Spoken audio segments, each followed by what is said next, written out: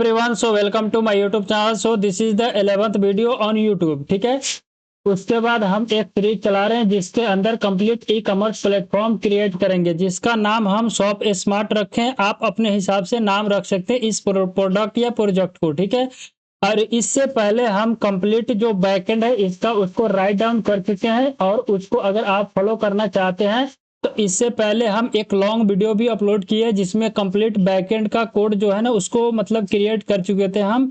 और अगर आप मतलब कि चैप्टर वाइज फॉलो करना चाह रहे हैं तो उसका भी लिंक मतलब उसका प्लेलिस्ट का लिंक इस वीडियो को डिस्क्रिप्शन में ऐड कर दिए, आप उसको फॉलो कर सकते हैं। तो इस वीडियो के अंदर हम फ्रंट एंड का सेटअप करेंगे, और फ्रंट एंड का जो क्रिएट करेंगे यूआई उसको रिएक्ट का यूज करके हम क्रिएट करेंगे। ठीक है, सबसे पहला काम क्या करेंगे, एक फोल्डर क्रिएट करेंगे जो इसका नाम हम देंगे फ्रंट एंड फोल्डर। ठीक है, यहाँ पे फ्रंट एंड फोल्डर है, इसका नाम देंगे। उसके बाद इंस्टॉल करेंगे react plus VIT. React plus VIT का यूज करके हम फ्रंट एंड का यूआई क्रिएट करेंगे। उसके बाद टेलविन सीएसएस का सेटअप करेंगे।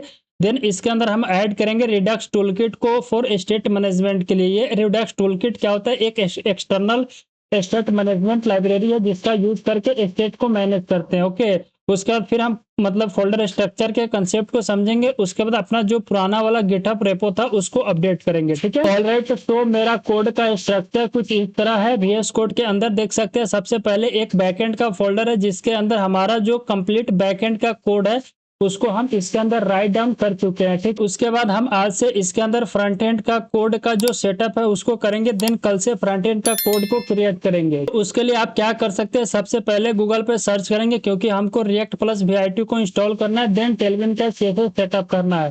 तो सबसे पहले हम सर्च करेंगे रिएक्ट प्लस वीआईटी। ठीक है, तो कुछ इस तरह हमने सर्च किया, और जो पहला वेबसाइट खुलेगा जैसे कि vit.dev के ऊपर आप क्लिक करेंगे तो यहाँ पे आपको एक मतलब कि आपको इस वाले पे आना है और गेटिंग स्टार्ट पे क्लिक करना है। ठीक है, सो आप गेट स्टार्ट पे क्लिक करना। उसके बाद आपको यहाँ पे इंस्टॉल करने का तरीका बताएगा। तो हम यहाँ पे आपको सबसे पहले जैसे देख सकते हैं आपको प्रोजेक्ट के अंदर इंस्टॉल करना है रिएक्ट को वीआईटी का यूज करके। तो यहाँ पे बहुत सारा आपको सबसे पहले npm का यूज करके इंस्टॉल करने का तरीका बताएगा। उसके बाद आप yarn का भी यूज करके इंस्टॉल कर सकते हो या pnpm का यूज करके इंस्टॉल कर सकते हो।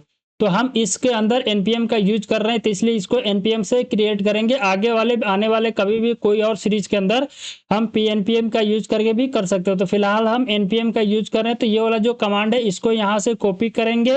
उसके बाद अपने VS कोड के अंदर आगे टर्मिनल ओपन करेंगे। टर्मिनल ओपन करने के बाद जो प्रोजेक्ट का या प्रोडक्ट का रूट फोल्डर है उसके अंदर इस कमांड को कॉपी या पेस्ट कर देंगे। उसके बाद इंटर मारेंगे। इंटर मारने के बाद थोड़ा देर के बाद आपसे ये आपका प्रोजेक्ट का नाम पूछेगा। तो प्रोजेक्ट का नाम क्या है, हम यहाँ पे प्रोजेक्ट के नाम के अंदर फ्रंट एंड ऐड करते हैं। फ्रंट एंड के बाद आपसे ये पूछेगा आप कौन सा फ्रेमवर्क पर काम करना चाहते हैं जो कि यूआई क्रिएट करने के लिए। तो हम यहाँ पे रिएक्ट का यूज कर रहे हैं, तो रिएक्ट का चॉइस करके हम इंटर करेंगे। करने के बाद आपसे पूछेगा कि कौन सा वेरिएंट का यूज करना चाहते हो। वेरिएंट का मतलब एक लैंग्वेज होता है, प्रोग्रामिंग लैंग्वेज, जिसके अंदर आप अपना कोड का लिखना चाहते हो, यानी फ्रंट एंड का कोड लिखना चाहते हो। तो यहाँ पे आप अगर टाइप स्क्रिप्ट चॉइस करते हो तो सबसे बेस्ट रहेगा आपके लिए। ठीक है, लेकिन हम इसके अंदर जावा स्क्रिप्ट का यूज करते आ रहे हैं तो हम जावा स्क्रिप्ट का चॉइस करेंगे। आगे हम टाइप स्क्रिप्ट का यूज कर सकते हैं। तो हमने यहाँ पे इंटर मारा। उसके बाद आपसे ये पूछेगा क्या आप यूज करना चाह रहे हो रोल डाउन वीआईटी, तो नो पे है तो नो ही रहने देंगे। उसके बाद आपसे ये पूछ रहा है क्या आप npm को इंस्टॉल करके स्टार्ट करना चाहते हो, तो नहीं, हम npm को इंस्टॉल करके स्टार्ट करना नहीं चाहते। हम सिंपली नो पर क्लिक करके इंटर करेंगे तो ये कट जाएगा। ठीक है, ये कटेगा। उसके बाद आपको ये दो स्टेप को फॉलो करना है। सबसे पहले आपको फ्रंट एंड फोल्डर के अंदर जाना है। देन आप npm इंस्टॉल करेंगे। उसके बाद npm रन डेव करेंगे। तो ये स्टेप को हम फॉलो करते हैं। यहाँ पे cd करके फ्रंट एंड के अंदर जाते हैं। तो हमने फ्रंट एंड के अंदर चला गया। उसके बाद यहाँ पे हमको npm इंस्टॉल करना है, तो हम यहाँ से npm इंस्टॉल कर लिए। ठीक है, तो यहाँ पे जो भी डिपेंडेंसीज रिक्वायर है फ्रंट एंड के अंदर वो इंस्टॉल हो जाएगी इस npm इंस्टॉल से। और उसके बाद हम इस कोड को रन करा के चेक करेंगे जो फ्रंट एंड मैं सेटअप किया हूँ रिएक्ट प्लस वीआईटी को, जो मेरा कोड रन हो रहा है कि नहीं।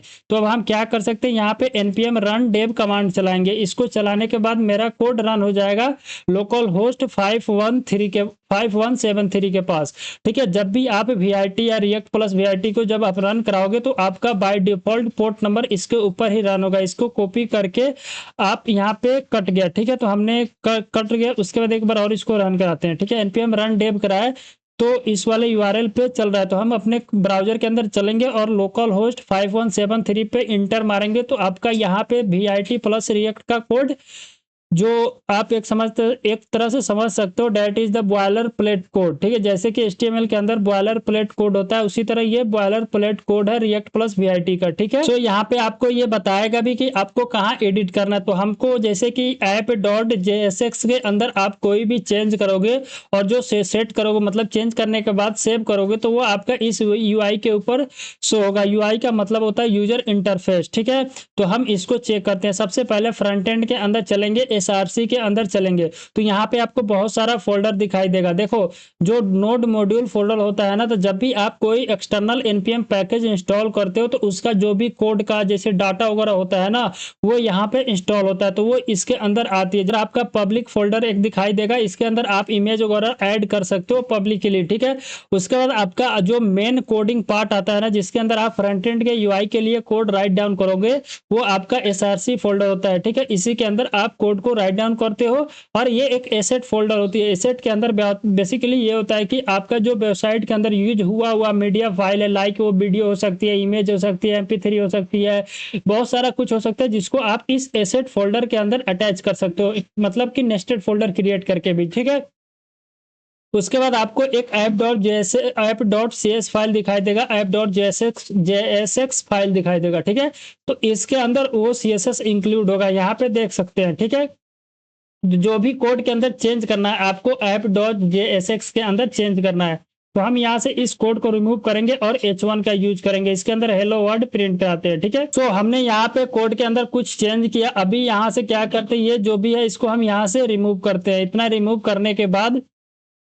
इन सबको मतलब कि रिमूव करके एक सिंपल सा फंक्शन राइट डाउन करेंगे। ठीक है, ये अब आपको लग रहा होगा कि ये एक फंक्शन है, फंक्शन का यहाँ पे डिफिनेशन हुआ है और यहाँ से हम रिटर्न करा रहे हैं हेलो वर्ल्ड। ठीक है, कुछ नहीं है, और लास्ट में इसी ऐप को एक्स्ट्रा एक्सपोर्ट कर रहे हैं। ठीक है, तो इतना करने के बाद अब हम इसका आउटपुट देखेंगे।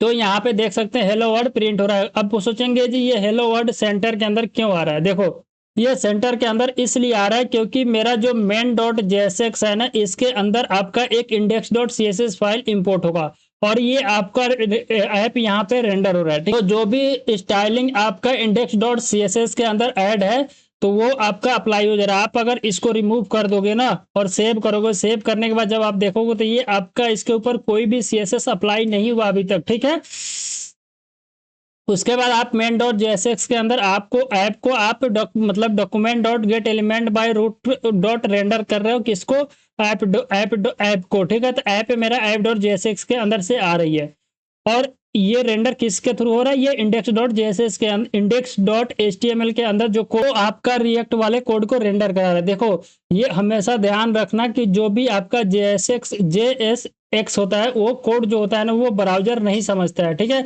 उस कोड को आपको HTML के अंदर कन्वर्ट करता है, देन वो UI के ऊपर रेंडर होता है। ठीक है, कुछ इस तरह का स्ट्रक्चर फॉलो होती है। तो यहाँ पे आपका जो मतलब कि रिएक्ट प्लस वीआईटी का कंसेप्ट है वो हमने इंस्टॉल करके सेटअप कर लिया। ठीक है, अब हमको नेक्स्ट के अंदर क्या करना है, तो उसके लिए हम चलते हैं अपने यहाँ पे। सबसे पहले हमने यहाँ से फर्स्ट और सेकंड को कंप्लीट कर लिया। थर्ड स्टेप के अंदर क्या है कि टेलविन को सेटअप करना है, यानी टेलविन को इंस्टॉल करना है अपने फ्रंट एंड प्रोजेक्ट के अंदर। ठीक है, तो हम यहाँ पे सिंपल सर्च करेंगे टेलविन CSS।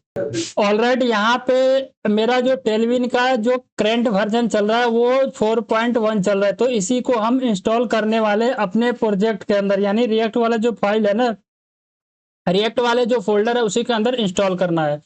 तो यहाँ पे आपको स्टेप दिया होगा, इसी स्टेप का यूज करके आप इंस्टॉल कर सकते हो। तो हमको यूजिंग वीआईटी इंस्टॉल करना है, तो वीआईटी के अंदर आपका सबसे पहला स्टेप है आपको एक रिएक्ट प्रोजेक्ट क्रिएट करना है। तो रिएक्ट प्रोजेक्ट क्रिएट करने के लिए कुछ ये स्टेप फॉलो करके आप क्रिएट कर सकते हो, लेकिन हम ऑलरेडी सेटअप कर चुके हैं रिएक्ट का प्रोजेक्ट। ठीक है, उसके बाद हमको इंस्टॉल करना है CSS। तो इंस्टॉल करने के लिए सबसे पहले ये वाला कमांड को कॉपी करेंगे और जो आपका फ्रंट एंड फोल्डर है उसके अंदर चलेंगे। ठीक है, इसका टर्मिनल ओपन करेंगे तो ये मेरा फ्रंट एंड का कोड चल रहा है, इसको एक बार हम क्लियर करेंगे, देन इसको पेस्ट करेंगे। जो कमांड वहां से कॉपी किए थे उसी को हमने पेस्ट किया, अभी तक कुछ नहीं किया है। ठीक है, उसके बाद हम इंटर करेंगे तो थोड़ा वेट करने के बाद ये इंस्टॉल हो जाएगा इसके अंदर। ठीक है, यहाँ पे मेरा जो टेलविन है वो इंस्टॉल हो गया। आप कैसे पता चलेगा कि ये टेलविन मेरा इस प्रोजेक्ट के अंदर इंस्टॉल नहीं हुआ है कि नहीं, तो उसके लिए आप अपने पैकेज डॉट जेसन के अंदर जाओगे तो यहाँ पे आपको टेलविन सेटअप दिखाई देगा, जो कि 4.1.13 कुछ समथिंग है। ठीक है, वर्जन यहाँ पे आपको दिखाई दे दिया। अगर आपको अपना नोड मॉड्यूल के अंदर भी देखना है टेलविन का, तो वो यहाँ पे आप देख सकते हो, यहाँ पे ये ऐड हो गया। ठीक है,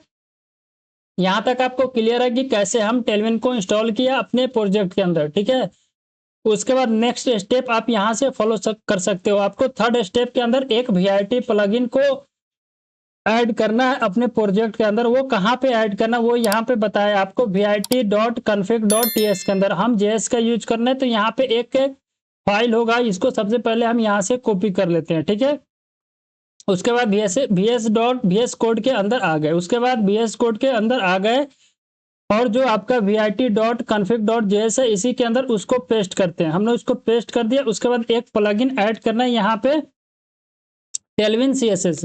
तो हम यहाँ पे टेलविन सीएसएस को ऐड कर दिया। ठीक है, और उसके बाद अगला स्टेप के अंदर क्या है कि आपको एक इंपोर्ट करना है टेलविन सीएसएस को। कहाँ पे, आपका जो रूट सीएसएस फाइल है उसके अंदर ऐड करना है। तो हम इसको कॉपी करते हैं यहाँ से। उसके बाद अपने फोल्डर के अंदर यानी फ्रंट एंड फोल्डर या वीएस कोड के अंदर आ गए और आपका रूट जो सीएसएस फाइल है दैट इज द index.css, इसके अंदर हम उसको कॉपी कर देंगे और इसको सेव करेंगे। ठीक है, इतना करने के बाद यहाँ पे हम स्टार्ट कर सकते हैं अपना प्रोजेक्ट के ऊपर टेलविन सीएसएस अप्लाई करना।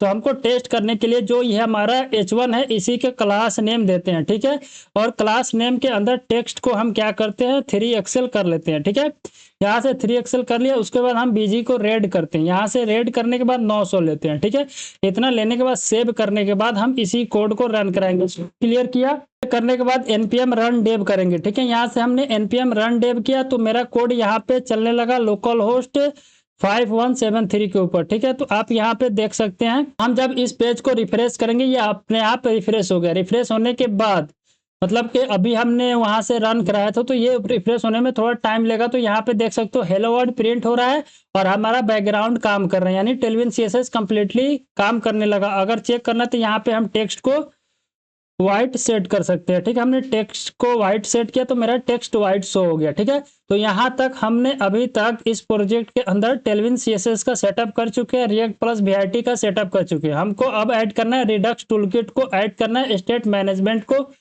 हैंडल करने के लिए। ठीक है, ऑलराइट। सो अगर रिडक्स टूलकिट को अपने प्रोजेक्ट के अंदर इंस्टॉल करना है तो उसके लिए आप रिडक्स टूलकिट गूगल पे सर्च करना, तो आपको जो पहला वेबसाइट मतलब लिंक आएगा उसको आप ओपन करना। ओपन करने के बाद आप यहाँ पे गेटिंग स्टार्टेड पे क्लिक कर सकते हो। उसके बाद आपको मतलब इंस्टॉलेशन का जो प्रोसेस है तो वो आपको बताएगा। तो यहाँ पे सबसे पहले आपको रिएक्ट ऐप क्रिएट करना है। उसके बाद अपने एग्जिस्टिंग प्रोजेक्ट के अंदर आपको सबसे पहले ये कमांड ऐड करना है। अगर आपको जरूरत है कि नहीं मेरे को रिएक्ट जो कि रिडक्स है ना, रिएक्ट रिडक्स उसको इंस्टॉल करना है, देन हम रिडक्स टूलकिट को इंस्टॉल करेंगे। सबसे पहले आपको ये इंस्टॉल करेंगे, जैसे कि आप यहाँ से पढ़ सकते हैं Redux toolkit available as a package on npm for use with a module builder. ठीक है, on in a node application. तो कुछ इस तरह के यहाँ पे मतलब इसने बताया है। तो आपको क्या करना है कि ये पढ़ने से समझ में नहीं आएगी, हम डायरेक्ट इंस्टॉलेशन प्रोसेस पे आते हैं। ठीक है, उसके बाद इसका यूज करेंगे। तो देखो सबसे पहले हम इस वाले कमांड को कॉपी करेंगे। इस वाले कमांड को कॉपी करने के बाद अपने VS कोड के अंदर आएंगे। इसको इंस्टॉल करने से पहले हम पैकेज डॉट जेसन के अंदर देखेंगे कि मेरा रिडक्स टूलकिट है कि नहीं। तो यहाँ पे देख सकते हैं रिएक्ट रिडक्स अभी कोई कमांड नहीं है और डेव डिपेंडेंसीज के अंदर भी कोई कमांड नहीं है। तो जब हम नहीं है तो उस केस में इसको बंद करेंगे। बंद करने के बाद क्लियर करके और रिएक्ट रिडक्स को इंस्टॉल करेंगे। इंस्टॉल करते ही यहाँ पे देखना एक मतलब कि ऐड हो जाएगा, रिएक्ट रिडक्स यहाँ पे ऐड हो गया। अगर आपको ये नोड मॉड्यूल के अंदर भी देखना है तो आपको यहाँ पे मिलेगा रिएक्ट रिडक्स। ठीक है, दिखाते हैं आपको, कहीं ना कहीं ये ऐड हुआ होगा, देखना। देखो यहाँ पे ये रिएक्ट रिडक्स के नाम से एक फाइल ऐड हुआ है। ठीक है, आपको ये वाला कमांड रन कराना है। ये कमांड से आप जो रिडक्स जेएस का टूलकिट है वो इंस्टॉल कर लोगे। ठीक है, तो यहाँ से हम इस कमांड को कॉपी किया, यहाँ पे इंटर करेंगे। पेस्ट करने के बाद तो थोड़ा देर के बाद आप यहाँ पे एक और फाइल ऐड हुआ होगा इसके अंदर रिडक्स टूलकिट करके नाम से। ठीक है, या टूलकिट के नाम से देखना। अभी हम इसके अंदर ढूंढते, अगर मिला तो ठीक है, नहीं मिला तो कोई बात नहीं। यहाँ पे ऐड तो हुआ होगा, अगर नहीं हुआ है तो यहाँ पे आप देख सकते हो जैसे कि रिडक्स जेएस टूलकिट इंस्टॉल हुआ है। ठीक है, तो इतना समझ में आ गया। हमने रिडक्स टूलकिट को इंस्टॉल तो कर लिया अपने प्रोजेक्ट के अंदर, लेकिन उसको सेटअप कैसे करेंगे, उसको कैसे यूज करेंगे वो अब समझते हैं। स्टार्ट के ऊपर क्लिक करना और यहाँ पे क्लिक करने के बाद आपका जो हम प्रोसेस इंस्टॉल किए थे वो यहाँ पे शो हो रहा है। अब इसके बाद क्या करना है कि इसके अंदर क्या होता है कि सबसे पहले आपको एक स्टोर क्रिएट करना पड़ता है। उस स्टोर के अंदर एक स्लाइस क्रिएट करना पड़ता है। उस स्लाइस को स्टोर के अंदर मतलब इंपोर्ट कराते हैं, देन इसको यूज करते हैं। तो कुछ इस तरह का प्रोसेस होकर यूज होता है। तो सबसे पहले वही समझते हैं। ठीक है, जैसे कि यहाँ पे इसने बोला है कि आपको एक फाइल क्रिएट करना है जो कि एसआरसी के अंदर ऐप नाम से एक फाइल क्रिएट करना है। तो वही काम हम यहाँ पे करते हैं। हम अपने एसआरसी के अंदर एक फाइल फोल्डर क्रिएट करेंगे, that name is the app. ठीक है, हमने ऐप क्रिएट किया। उसके बाद ये बोल रहा है कि उस ऐप के अंदर आप एक स्टोर डॉट जेएस नाम से फोल्डर क्रिएट करो। तो हम इस ऐप के अंदर स्टोर डॉट जेएस नाम से एक फोल्डर क्रिएट करते हैं और ये क्रिएट करने के बाद आपको ये कोड को कॉपी करना है। ठीक है, ये कोड क्या है हम अभी आपको समझाते हैं। तो इस कोड को कॉपी हमने कर लिया। तो यहाँ पे आपको कॉन्फ़िगर स्टोर करना है जो कि रिडक्स जेएस टूलकिट के अंदर से हम इंपोर्ट कर रहे हैं और ये कॉन्फ़िगर स्टोर का यूज करके हम रिड्यूसर को क्रिएट कर रहे हैं। अभी रिड्यूसर क्या होता है अभी अब थोड़ा देर के बाद ये समझ में आएगी। ठीक है, इतना करने के बाद हम नेक्स्ट बढ़ेंगे। नेक्स्ट क्या कर रहा है नेक्स्ट समझते हैं। सबसे पहले आपको प्रोवाइडर को स्टोर से मतलब कि दोनों को कनेक्ट करना पड़ेगा। आपका जो रिएक्ट का कोड है वो रिएक्ट कोड को आपको जो रिडक्स जेएस का स्टोर है ना उन दोनों को आपस में कनेक्ट करना पड़ेगा। तो कनेक्ट करने के लिए आप क्या कर सकते हैं, आपका जो ऐप है ना ऐप यहाँ पे आप पढ़ सकते हैं once the store is created you make it available our ये React component React Redux provider around the application, यानी इंडेक्स डॉट जेएस हो सकता है। उसके अंदर आपको ये सेटअप करना था। हम क्या करेंगे सिंपली चलेंगे अपने मेन डॉट जेएस के अंदर, क्योंकि ऑल कोड लिखने के बाद यहीं से रेंडर हो रहा है हमारे यूआई के ऊपर। ठीक है, तो सबसे पहले यहाँ पे हम एक प्रोवाइडर को इंपोर्ट कराते हैं। ठीक है, हमने प्रोवाइडर को इंपोर्ट कराया तो वो कहाँ से आ रहा है, रिएक्ट रिडक्स के अंदर से आ रहा है। अब यहाँ पे भी आप देख सकते हो इसने प्रोवाइडर को इंपोर्ट कराया तो ये इंपोर्ट हो रहा है रिएक्ट रिडक्स के अंदर से। ठीक है, उसको हमने यहाँ पे इंपोर्ट कराया। उसके बाद ये मेरा ऐप है ना इसको कॉपी करेंगे। ठीक है, तो उसको हम यहाँ पे सेटअप करते हैं। देखो सबसे पहले प्रोवाइडर को यहाँ पे ऐड करना है। प्रोवाइडर हमने ऐड किया, इसके अंदर हम अपना ऐप को पेस्ट कर देंगे। उसके बाद इसके अंदर एज ए पैरामीटर बोल सकते हो जिसको मतलब कि प्रॉप बोलते हैं। तो प्रॉप के अंदर हम यहाँ पे स्टोर पास करेंगे। स्टोर के अंदर जो हम स्टोर किए थे कहाँ पे, ऐप के अंदर, यानी कि ऐप फोल्डर के अंदर हम एक स्टोर नाम से फाइल क्रिएट किए थे, उसी स्टोर के हम यहाँ पे क्या कर रहे हैं इंपोर्ट करा रहे हैं। ठीक है, तो यहाँ पे देखना स्टोर कहाँ से इंपोर्ट हो रहा है, ऐप के अंदर से स्टोर डॉट जेएस इंपोर्ट हो गया। ठीक है, इतना समझ में आ गया आपको कैसे करना है। ठीक है, तो मेरा जो रिडक्स है ना रिडक्स और रिएक्ट आपस में कनेक्ट हो गया। अब आगे क्या करना है वो समझते हैं। आगे आपको रिएक्ट स्टेट के लिए रिडक्स स्टेट स्लाइस क्रिएट करना है। ठीक है, तो वो कैसे क्रिएट करना है, एसआरसी के अंदर आप फ्यूचर्स नाम से एक फोल्डर क्रिएट कर सकते हो। ठीक है, तो हम क्या करते हैं जो ऐप क्रिएट किए ना उसी के अंदर एक स्लाइस नाम से फोल्डर क्रिएट करते हैं। ठीक है, वो आसानी रहेगा आपको समझने के लिए। तो हम जो अपना ऐप क्रिएट किए हैं इसी के अंदर एक और फाइल क्रिएट करते हैं, that file name is the slice. ठीक है, हमने स्लाइस क्रिएट किया और इसके अंदर एक और फाइल क्रिएट करेंगे जिसका नाम देंगे हम काउंटर डॉट जेएस, क्योंकि हम काउंटर का स्लाइस क्रिएट करेंगे। ठीक है, तो काउंटर डॉट जेएस नाम दिया या काउंटर स्लाइस डॉट जेएस नाम रख सकते थे। यहाँ पे जैसे इसने नाम दिया था इसी नाम को हम कॉपी करते हैं और इसको रीनेम करके इसको यहाँ पे पेस्ट कर देते हैं। ठीक है, तो डबल डॉट जेएस आ गया, इसको एक बार कॉपी कर मतलब कि एक को यहाँ से हम रिमूव करके इंटर करेंगे। तो यहाँ पे हमने काउंटर स्लाइस एक क्रिएट किया। अब इसके अंदर आपको डिफाइन करना था। देखो इसको 3 स्टेप के अंदर होता है। सबसे पहला होता है कि आपको इनिशियलाइज करना है। ठीक है, पहला स्टेप के अंदर इनिशियलाइज करोगे, सेकेंड स्टेप के अंदर ऐड करोगे रिड्यूसर। ठीक है, ये दूसरा स्टेप हो गया। थर्ड स्टेप के अंदर आप एक्शन लोगे। क्या एक्शन आप परफॉर्म करना चाहते हो, तो कुछ इस तरह का हम मतलब कि यहाँ पे राइट डाउन करेंगे स्टेप। तो इसके लिए आप डॉक्यूमेंट का मतलब कि हेल्प ले सकते हो। तो इसके अंदर सबसे पहले इसने बताया कि आपको क्रिएट स्लाइस को इंपोर्ट करना है कहाँ से, रिएक्ट रिडक्स जेएस टूलकिट के अंदर से। ठीक है, उसके बाद हम यहाँ पे आपका इनिशियलाइज स्टेप होता है उसको हम यहाँ पे डिफाइन करेंगे। ठीक है, इनिशियल स्टेट इसको बोल सकते हो आप, चलाया कमांड उसको डिफाइन करना था। देखो हम एक काउंटर एप्लीकेशन क्रिएट कर रहे हैं। तो काउंटर के अंदर क्या होता है कि सबसे पहले काउंट डिफाइन करेंगे। तो काउंट का इनिशियल वैल्यू क्या होगा, 0 हो गया। ठीक है, काउंट का इनिशियल वैल्यू हमने 0 डिफाइन किया। इतना करने के बाद उसके बाद क्या करेंगे, एक्सपोर्ट करेंगे। हमको एक्सपोर्ट कर लेते हैं यहाँ से और एक काउंटर स्लाइस क्रिएट करेंगे। ठीक है, क्योंकि हमने फोल्डर का नाम भी, फाइल का नाम भी काउंटर स्लाइस रखे हैं। तो यहाँ पे हम काउंटर स्लाइस क्रिएट करेंगे। फॉर्मेट होता है कुछ इस तरह होता है। हमने एक फंक्शन बनाया that name is the counter slice, उसको एक्सपोर्ट कर दिए और क्रिएट स्लाइस का यूज करके हम क्रिएट कर सकते हैं। ठीक है, उसके बाद यहाँ पे सबसे पहला जो होता है नेम, अब किस नेम से इसको आप कॉल करना चाहते हो, तो काउंटर के नाम से हम इसको कॉल करेंगे। उसके बाद इसके अंदर आप इनिशियल स्टेट को पास कर सकते हो सेकंड स्टेप के अंदर, और थर्ड स्टेप के अंदर आप एक रिड्यूसर क्रिएट करोगे। ठीक है, उस रिड्यूसर को आप आगे यूज करोगे। तो यहाँ पे हम रिड्यूसर डिफाइन करते हैं। रिड्यूसर के अंदर कुछ नहीं होता, एक फंक्शन डिफाइन करते हैं जो कि नॉर्मल केस में डिफाइन करते हैं। देखो, तो यहाँ पे हम एक काउंटर ऐप क्रिएट करें। तो काउंटर के अंदर इंक्रीमेंट केस आती है, डिक्रीमेंट केस आती है। तो हम यहाँ पे इंक्रीमेंट का केस ऐड करेंगे। ठीक है, इतना हो गया। इंक्रीमेंट का फंक्शन हम यहाँ पे ऐड कर दिए, उसी तरह डिक्रीमेंट का फंक्शन ऐड कर दिए। ठीक है, दो फंक्शन हम यहाँ पे ऐड कर दिए। First function name is the increment और second function name is the decrement.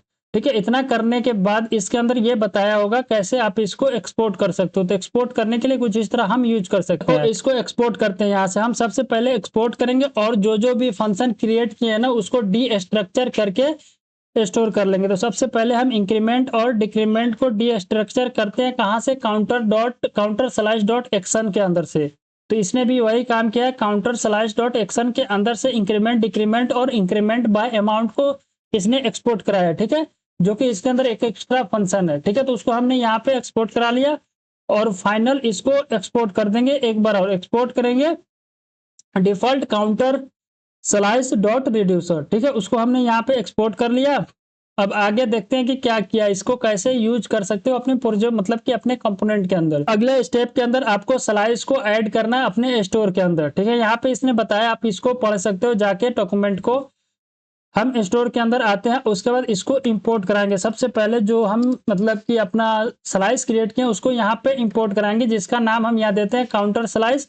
और कहाँ से स्टोर है, स्लाइस फोल्डर के अंदर जाके काउंटर स्लाइस डॉट जेएस को इंपोर्ट कराना है। ठीक है, इंपोर्ट करा लिए। उसके बाद इसके अंदर हम जो काउंटर के नाम से इसको यहाँ पे इंपोर्ट करा लिया। ठीक है, इतना करने के बाद अब इसको हम यूज कर सकते हैं अपने प्रोजेक्ट के अंदर। ठीक है, इसने बोला कि यूज रिएक्ट स्टेट एक्शन, मतलब अपने कंपोनेंट के अंदर कैसे यूज करोगे वो यहाँ पे इसने बताया है। जैसे कि इस तरह आप यूज सिलेक्टर का हुक का यूज करके क्रिएट मतलब यूज कर सकते हो, और यूज डिस्पैच का, तो हम इसको अभी यूज करते हैं। ठीक है, तो एक काम करते हैं, अपना जो ऐप डॉट जेएस फोल्डर है ना इसी के अंदर इसको फिलहाल के लिए कमेंट करते हैं। ठीक है, हमने इसको कमेंट किया। तो उसके बाद यहाँ पे दो बटन क्रिएट करेंगे, एक इंक्रीमेंट का, एक डिक्रीमेंट का और एक वैल्यू का। तो उसी तरह हम एक डिव टैग लेते हैं, इसके अंदर दो बटन डिफाइन करते हैं। ठीक है, वैल्यू को स्टोर करा देंगे काउंट। ठीक है, जो मतलब कि वैल्यू को अभी हम लेंगे जो कहाँ से लेते हैं, काउंट। उसके बाद हमने बटन को इंपोर्ट करा दिया। ठीक है, दो मतलब कि एक बटन के अंदर कुछ नहीं है, यहाँ पे डिक्रीमेंट करेगा और इंक्रीमेंट करेगा, दो बटन हमने डिफाइन किया। और यहाँ पे एक पैराग्राफ के अंदर हम काउंट को, जो मेरा काउंट आएगा उसको मतलब कि दो दिखाएंगे। ठीक है, मतलब कि जो काउंट अपना चेंज होगा। तो सबसे पहले हम क्या करते हैं, एक कांस्टेंट लेते हैं, काउंट को हम लेते हैं। काउंट को कैसे ले सकते हैं, यूज सेलेक्टर का यूज करके। उसके बाद हम यहाँ पे स्टेट का यूज करेंगे और इस स्टेट के अंदर से अपना जो काउंट का ओरिजिनल वैल्यू है उसको एक्सेस करेंगे। तो स्टेट को तो यहाँ पे लेंगे, उसके बाद हमको काउंटर आई थिंक नाम दिए थे हमने, काउंटर के अंदर जाएगा और काउंट निकालेगा। ठीक है, यहाँ से काउंट आपको मिल जाएगी। ऑलराइट, यहाँ पे मेरा जो काउंट का वैल्यू है वो यहाँ से आ जाएगी। कैसे का मतलब किया हमने, यूज सेलेक्टर का यूज करके स्टेट के अंदर एक कॉल बैक फंक्शन को पास करा, इस स्टेट के अंदर काउंटर के अंदर जाएगा, काउंट वैल्यू कॉल होगा। अब क्या हुआ, मतलब ये हुआ कि सबसे पहले इसने क्या किया, इस काउंटर को कॉल किया, काउंटर ने काउंटर स्लाइस को कॉल किया। अब इसके अंदर ये जाएगा और जो आपका काउंट वैल्यू है यानी कि 0 है तो इसको इसने एक्सेस कर लेगा। यानी यहाँ पे भी हम नेम के अंदर सेट किए थे काउंटर, तो ठीक है, स्टेट के अंदर काउंटर के अंदर जाके काउंट वैल्यू को ये ले रहा है। ठीक है, तो जो भी वैल्यू आपका है वो यहाँ पे आके स्टोर हो जाएगी। डेट इज द 0 शो होना चाहिए यूआई के ऊपर। तो हम क्या करेंगे, इसको एक बार यहाँ से क्लियर करेंगे, देन npm रन डेव करेंगे। npm रन डेव करने के बाद हमारा कोड चला, उसके बाद हम यूआई पे एक बार चलते हैं। यूआई पे आने के बाद रिफ्रेश हो जाएगा और यहाँ पे आप देख सकते हैं कि इंक्रीमेंट के अंदर इंक्रीमेंट बटन आ रही है, काउंट मेरा 0 आ रहा है और डिक्रीमेंट बटन आ रहा है। तो अब हमको क्या करना है कि बटन के ऊपर जैसे क्लिक करें तो इंक्रीमेंट हो बाय 1, बटन के ऊपर क्लिक करें तो डिक्रीमेंट हो बाय 1। ठीक है, तो हम उसके लिए क्या करेंगे, सिंपली डिस्पैच का यूज करेंगे। ठीक है, हम यहाँ पे डिस्पैच का यूज किया। उसके बाद हम क्या करते हैं कि ऑन क्लिक के ऊपर, ठीक है, हम यहीं पे लगाते हैं ऑन क्लिक के ऊपर एक फंक्शन कॉल होगी और उस फंक्शन के ऊपर हम डिस्पैच को कॉल करेंगे। और डिस्पैच के अंदर जो भी फंक्शन नेम आप क्रिएट किए थे, जैसे कि हम यहाँ पे इंक्रीमेंट के नाम दिए थे इसका, ठीक है, तो यहाँ पे हम इंक्रीमेंट को कॉल करेंगे और यहाँ पे एक फंक्शन पास कर देंगे। ठीक है, उसी तरह सेम हम डिक्रीमेंट के केस पे करेंगे कि ऑन क्लिक के ऊपर, ठीक है, ऑन क्लिक जैसे हो उसके अंदर सेम डिस्पैच को कॉल करेंगे, उसके अंदर हम फंक्शन को कॉल करेंगे, that function is the decrement. ठीक है, तो हम डिक्रीमेंट फंक्शन को कॉल कर देंगे। तो ये दोनों कहाँ से आ रहा है, डिक्रीमेंट और increment function app dot slice के अंदर से आ रहा है। और इसको हम एक बार कमेंट करते हैं। तो इतना करने के बाद मेरा कोड रेडी हो गया। अब ये कोड रेडी हुआ तो एक बार चलते हैं ऊपर और इसको रिफ्रेश करते हैं। रिफ्रेश करने के बाद हम डिक्रीमेंट के ऊपर क्लिक करेंगे तो कुछ इफेक्ट नहीं पड़ रहा है। इंक्रीमेंट के ऊपर भी, इंक्रीमेंट के ऊपर काम कर रहा है लेकिन डिक्रीमेंट काम नहीं कर रहा है। तो इसके अंदर कुछ एरर है, अब इसी एरर को फिक्स करना है। देखो हम यहाँ पे डिस्कनेक्ट नहीं होगा, ये डिस्पैच होगा। तो हम इस डिस्पैच को कॉल कर रहा हूँ और इतना करने के बाद यहाँ पे हम क्लिक कर रहे हैं तो एक कम हो रहा है, यहाँ पे क्लिक कर रहे हैं तो ये एक बढ़ रहा है। ठीक है, तो इस तरह हम रिएक्ट रिडक्स का यूज कर सकते हैं, रिडक्स टूलकिट का यूज कर सकते हैं। कितना आसान हो गया, यहाँ पे कोई फंक्शन नहीं दिखाई दे रहा, कितना क्लीन कोड दिखाई दे रहा है। ये फंक्शन कहाँ से कॉल हो रहा है, आपका काउंटर स्लाइस के अंदर से कॉल हो रहा है। यहाँ पे दो फंक्शन डिफाइन किए, first function is the increment function, second function is the decrement function. ठीक है, तो इस तरह हम मतलब कि रिएक्ट रिडक्स का यूज करते हैं। ठीक है, इसका यूज करने का स्टेप जो है, सबसे पहले आपको क्या करना है, सबसे पहले आपको तो रिएक्ट रिडक्स को इंस्टॉल करना है। उसके बाद रिएक्ट रिडक्स टूलकिट को इंस्टॉल कर सकते हो। उसके बाद आपको एक ऐप फाइल फोल्डर क्रिएट करना है, उसके अंदर आपको एक स्टोर क्रिएट करना है। उस स्टोर को आपको मेन जो ऐप मतलब कि फोल्डर है उसके साथ प्रोवाइडर के अंदर मतलब लिंक करना है। उसके बाद आप एक स्लाइस क्रिएट करोगे, उस स्लाइस को एक्सपोर्ट करके आपके स्टोर के साथ कनेक्ट करोगे। उसके बाद आपको अगर इसको यूज करना है आपके कंपोनेंट फोल्डर के अंदर तो आप यूज सेलेक्टर का यूज करके उसका वैल्यू गेट कर सकते हो। और आपको फंक्शन को कॉल करना है तो उसके लिए आपको यूज डिस्पैच हुक का यूज कर सकते हो, जो कि आपका रिएक्ट रिडक्स के अंदर से ही आ रहा है। जैसे कि यहाँ पे रिएक्ट रिडक्स के अंदर से यूज सेलेक्टर और यूज डिस्पैच आ रही है और जो फंक्शन आप यूज करोगे वो फंक्शन आपके यहाँ पे इंपोर्ट हो जाएगी। ठीक है, तो इतना करने के बाद आज का जो टास्क था वो कंप्लीट होता है और लास्ट में आपका फोल्डर स्ट्रक्चर का कंसेप्ट बचता है। तो देखो फोल्डर स्ट्रक्चर कुछ नहीं होता है, उसके अंदर जैसे कि हम जब भी फ्रंट एंड का कोड क्रिएट करेंगे तो सबसे पहले कंपोनेंट फोल्डर क्रिएट करते हैं और एक पेज नाम से फोल्डर क्रिएट होता है। तो इसको हम आगे वाले वीडियो में जब मतलब कि काम करना स्टार्ट करेंगे तो उसमें हम उसको अच्छे से क्रिएट करके समझाएंगे आपको। ठीक है, फिलहाल के लिए हम इस कोड को गिटहब के ऊपर अपडेट कर देंगे। ठीक है, अपडेट करने के बाद उसका लिंक वीडियो के डिस्क्रिप्शन में ऐड कर देंगे और वहां से आप इसका कोड का एक्सेस कर सकते हो। इसका जो वर्क फ्लो है ना गिटहब का, वो ऑलरेडी हम बता चुके हैं बैकएंड वाले सीरीज के अंदर, उसको आप जाके फॉलो कर सकते हैं, जिसका लिंक इस वीडियो को डिस्क्रिप्शन में ऐड कर देंगे। आज के लिए इतना ही। अगर आपको ये वीडियो अच्छा लगा होगा कि कैसे मतलब कि रिएक्ट को सेटअप कर सकते हैं, कैसे टेलविन इंस्टॉल कर सकते हैं, कैसे रिडक्स टूलकिट को सेटअप कर सकते हैं अपने प्रोजेक्ट के अंदर, तो आप उसके लिए मेरे यूट्यूब चैनल को सब्सक्राइब कर सकते हैं और इस वीडियो को लाइक करके अपने दोस्तों में शेयर कर सकते हैं। सो आपसे मिलते हैं नेक्स्ट वीडियो में, तब तक के लिए थैंक यू।